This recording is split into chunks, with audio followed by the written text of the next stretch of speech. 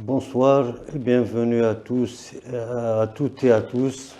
Nous allons aborder directement aujourd'hui une nouvelle approche dans notre émission Angle Mort à travers l'invitation de son Excellence l'ambassadeur du Vietnam, M.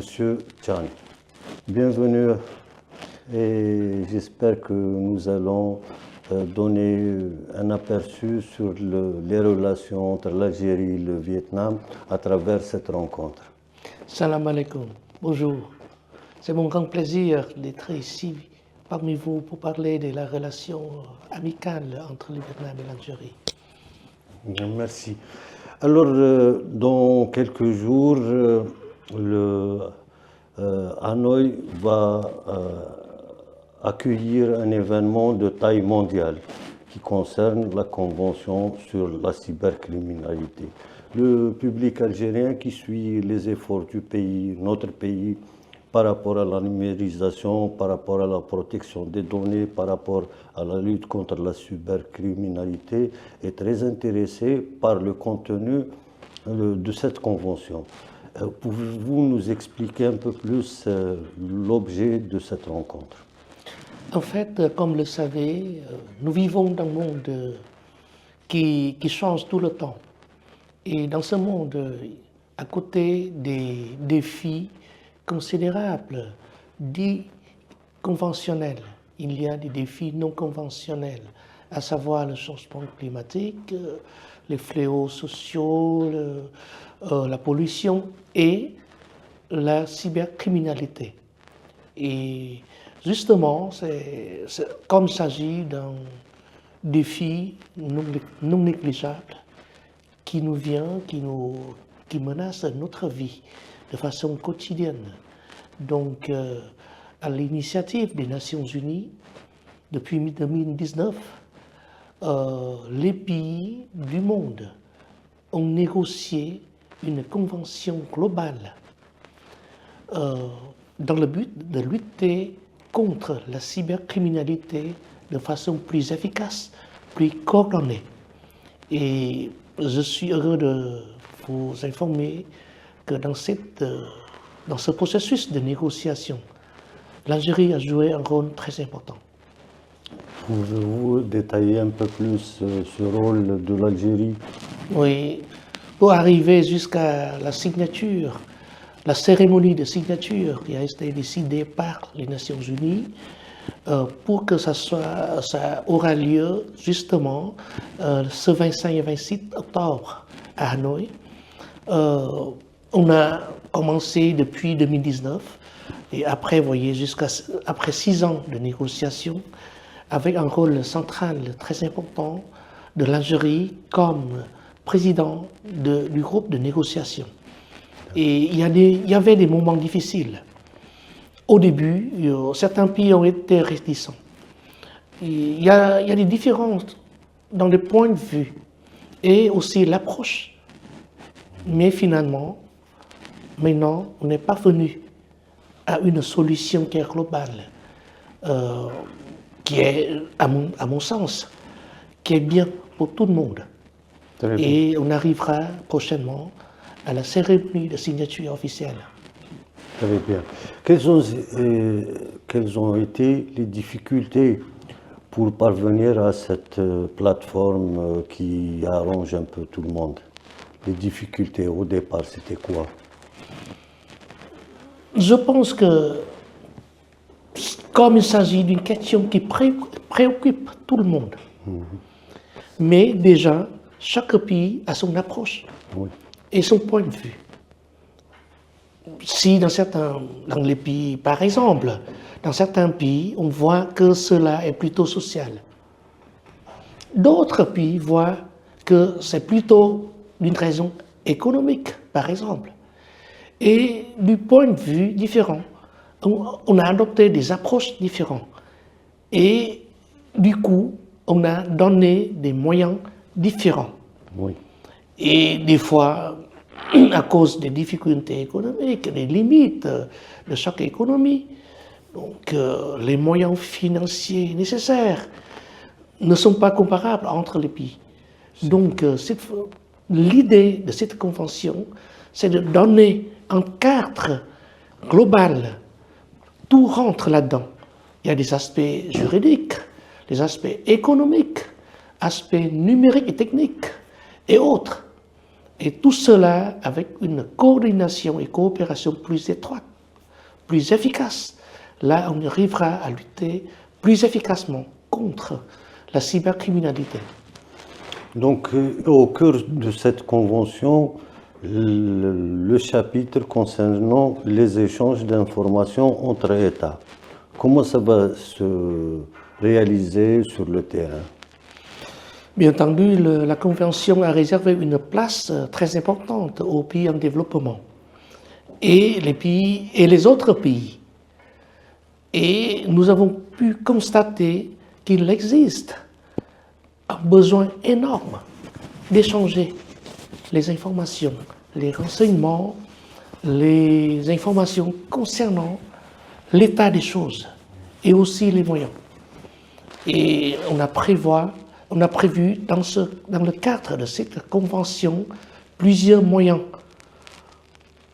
à savoir par exemple une meilleure coordination,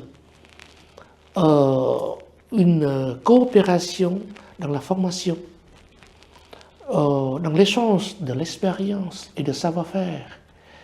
Aussi, par exemple, on peut envoyer des stagiaires d'un pays à l'autre.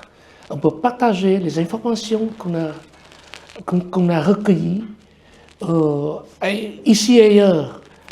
On peut même chercher à ensemble lutter et récupérer les biens perdus à travers ces crimes.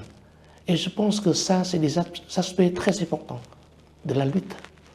Auparavant, les nations ont trouvé un moyen efficace à travers Interpol, où il y a les échanges entre les polices pratiquement du monde entier. Est-ce qu'il n'y a pas possibilité de créer un Interpol numérique? Ou bien ça va s'échanger dans l'ancienne structure d'Interpol? C'est une très bonne question. La Convention a prévu aussi l'extraction,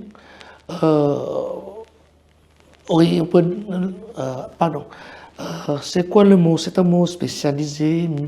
En fait, la Convention a prévu la coopération à la fois dans la pénalisation, dans l'extraction des coupables, dans le jugement. Extradition, vous voulez. Extradition, oui, excuse-moi pour le terme.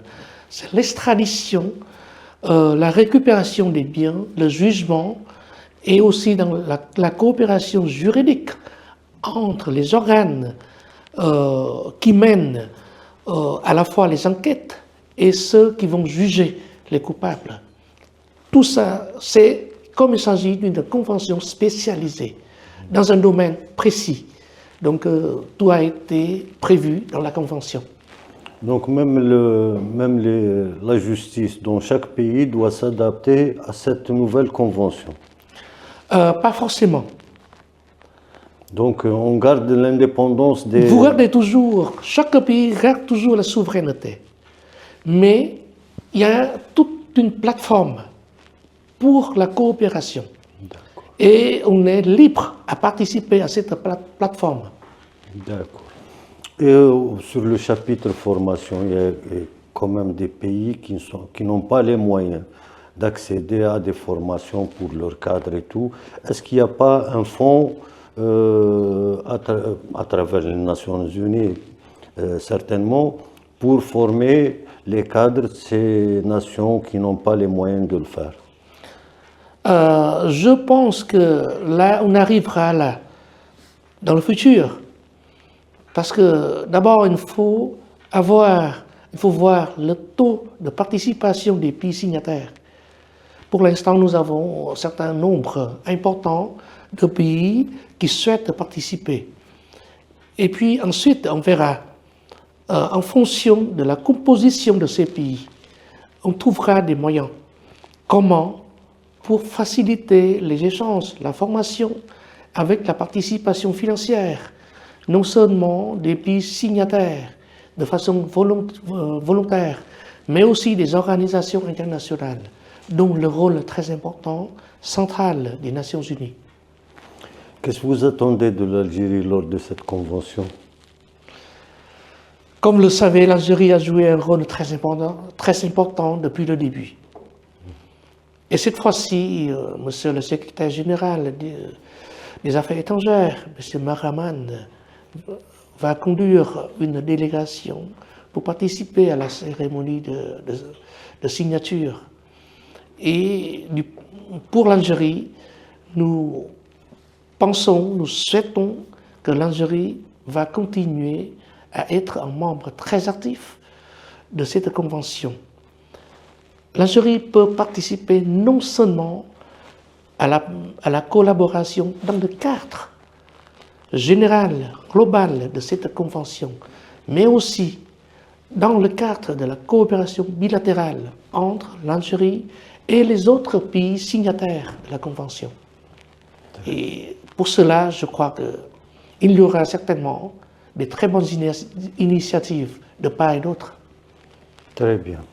Revenons maintenant aux relations bilatérales entre le peuple vietnamien et le peuple algérien. Nous avons des liens historiques, comme on le disait tout à l'heure. Nos deux peuples ont goûté au napalm. Ils ont été colonisés par le même colonisateur. Ils ont souffert du colonialisme. Normalement, c'est des points qui nous rapprochent un peu plus chaque jour. Qu'est-ce que vous en pensez, vous? À mon sens, il est rare de trouver un pays africain qui partage le même patrimoine avec un pays asiatique comme le Vietnam, comme le cas de l'Algérie et le Vietnam. C'est un patrimoine très important, historique. Nous avons été ensemble dans la lutte pour l'indépendance nationale et pour l'autodétermination du peuple. Nous sommes tous les deux sortis vainqueurs des guerres très atroces, on peut dire les plus atroces dans l'histoire de lutte des nations. C'est un prix que nos ancêtres, que les générations de Vietnamiens, des Algériens ont fait, ont sacrifié leur vie pour l'indépendance nationale. Et notre devoir maintenant, c'est d'être ensemble de nouveau dans le processus de développement du pays. Et le Vietnam est prêt d'être un partenaire fiable, un ami fidèle, qui est disponible, qui est prêt à partager toutes nos expériences, à partager avec vous aussi nos connaissances, nos savoir-faire. Et nous aussi, nous souhaitons d'apprendre beaucoup de choses de l'Algérie. Pour les Vietnamiens, nous avons un dicton qui veut dire si on souhaite aller vite, on va seul. Mais si on souhaite aller loin, il faut avoir un compagnon. Et pour nous, c'est l'Algérie et les autres amis traditionnels dans le monde. Merci pour ces belles paroles. On dirait, à vous entendre, on dirait que c'est un Algérien qui parle de l'Algérie. Quels sont les axes qu'on peut développer ensemble? Vous êtes dans la deuxième année ici en Algérie, vous connaissez le pays. Qu'est-ce qu'on peut développer ensemble, à votre avis? On peut développer beaucoup de choses. On peut tout développer. Je dis cela, c'est dans la perspective. Très prochainement, Inch'Allah, notre Premier ministre vietnamien effectuera une visite officielle en Algérie selon l'invitation du Premier ministre algérien, M. Sifi Kriep. Et je crois que cette visite officielle marquera un jalon d'or dans les relations de coopération traditionnelles entre le Vietnam et l'Algérie. Et on va développer, je crois, les deux premiers ministres vont développer ensemble les axes principaux à suivre. On peut tout faire ensemble, mais ils vont nous donner les orientations principales. Quelle orientation à suivre dans un premier temps, dans l'immédiat, quelle orientation à faire ensuite. Et je crois que leur vision sera stratégique pour nous. Mais déjà, de mon point de vue, je peux évoquer 2-3 choses. D'abord, il y a la coopération dans l'agriculture. Comme l'Algérie préconise l'autosuffisance, assure la sécurité alimentaire. Et ça, l'agriculture est un domaine dont le Vietnam a certaines expériences. Oui. À partir d'un pays qui importait beaucoup de vivres, nous sommes parmi les premiers exportateurs du monde, de riz, du café, de la cacahuète, des arachides et d'autres vivres aussi. Donc, on peut s'apprendre mutuellement, on peut partager les expériences, les techniques et aussi la technologie à appliquer dans une nouvelle agriculture, c'est l'agriculture verte.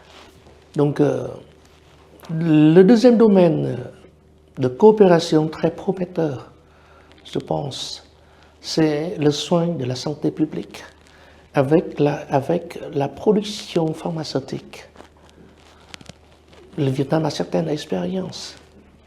L'Algérie est très forte dans certains domaines, dans certaines spécialités. Donc nous pouvons coopérer dans le soin de la santé publique et aussi dans la fabrication, la production des produits pharmaceutiques et parapharmaceutiques, surtout sur ce qui se base sur les plantes médicinales, l'extrait naturel, tout ça, on peut faire beaucoup de choses ensemble. Le troisième domaine, la digitalisation, la numérisation des choses, ça c'est un facteur important. Et là, ça s'applique aussi bien dans l'agriculture, dans le soin de la santé publique, que dans d'autres domaines comme la formation, l'éducation ou autres. Un autre domaine, c'est l'énergie. Actuellement, le Vietnam a un projet d'investissement en Algérie dans l'exploitation d'hydrocarbures. C'est un projet conjoint avec Sonatrach. Et dans le futur, pourquoi pas un nouveau projet, des nouveaux projets à mon sens, à la fois dans l'exploitation des hydrocarbures, mais aussi dans la nouvelle technologie qui est renouvelable. Et ça va nous aider à nous développer très durablement. Bien entendu, il y en a pas mal d'autres domaines de coopération. Ça va prendre des heures pour vous raconter de ces domaines. Mais certainement, là, je suis convaincu qu'il y aura des changements, des avancements très importants dans le temps à venir. Très bien. L'Algérie arrive très bientôt à terme de son mandat au niveau du Conseil de sécurité. Comment évaluez-vous l'évolution de l'Algérie au sein du Conseil de sécurité? Le Vietnam et l'Algérie se coopèrent très étroitement dans les enceintes internationales, y compris les Nations Unies, le Conseil de la sécurité, parce que l'Algérie et le Vietnam, l'Algérie a été 3 fois, je crois, membre du Conseil de la sécurité des Nations Unies. Le Vietnam a également 2 fois joué le rôle de membre non permanent. Et ces derniers temps, nos 2 pays se collaborent très étroitement sur plusieurs dossiers. Et je suis convaincu que cette collaboration va continuer. Très bien, nous arrivons à poser la question par rapport à la question palestinienne. Je crois que la vision des 2 pays, elle est très proche. Qu'est-ce que vous en dites? Depuis toujours, le Vietnam supporte la solution des 2 États. Nous préconisons également les négociations pacifiques pour le règlement des différends, avec, bien entendu, la participation de tous les parties concernées. Et nous avons apporté des aides humanitaires au peuple palestinien à Gaza.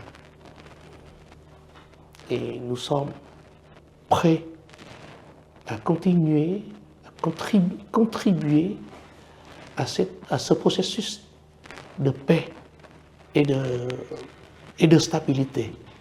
Et je crois que l'Algérie a également une vision qui est très proche de la nôtre. Dans quelques jours, il va y avoir des décisions concernant le dossier du Sahara occidental. Le Vietnam a toujours adopté une position anticolonialiste par rapport à ce dossier. Comment vous évaluez les positions des uns et des autres sur ce dossier, spécialement du Sahara occidental? Nous ne sommes pas sur la position de donner les jugements sur les positions des autres pays, comme si cela concerne les droits souverains de chaque pays, de chaque État.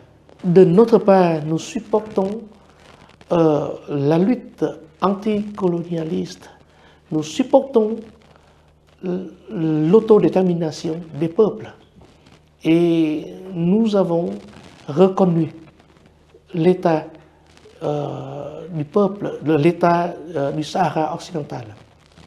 Très bien. Parlons maintenant de l'avenir. Qu'est-ce que les 2 peuples peuvent faire? Parce qu'il manque des passerelles entre les 2.